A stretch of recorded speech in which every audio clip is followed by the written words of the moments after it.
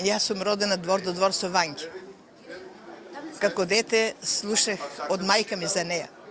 Јас кога сум родена 42 година во февруари, таа во април заминува за Бугарија. После тоа ја видувам 61 година прв пат кај мајка ми.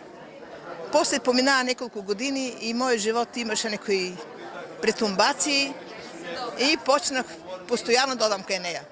Така да нашите средби траја 30 години до нејзината смрт. Јас одев за мој работ, одев за други, разговарахме, имах проблеми во живото, барах од неја помош, совети, ми кажуваш, ми предвидуваше. До крај она почина во август, последен пат ке ведех жива, али веќе беше со крајните сили во мај. И кога идех во мај ми заврши една работа за мојата внукичка од син. Тоа е опишено во книгата. И што да кажам, толку ја саках, толку на мене ме сакаше, толку бевме блиски и по толку години дојде еден мој пријател од Бугарија, од Благоевград, кој ме посетува 40 години и ми донесува 2-3 книги од една новинарка во Благоевград, која напишала книги за Вања, Вања во памета на народа. Собирала ги 2 години меѓу луѓето. И ми вика, ти зашо вика не земаш една тетрадка и едно пенкало, па това ще ми го разправаш 40 години, не го запишеш. Гледаш, вика, луѓето собират низ народо, а ти го имаш во главата.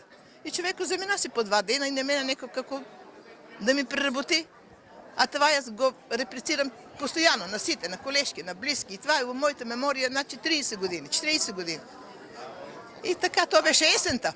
Дали тоа значи дека во ова дело се содржи некои делови кои што не ги знае дали е за живот?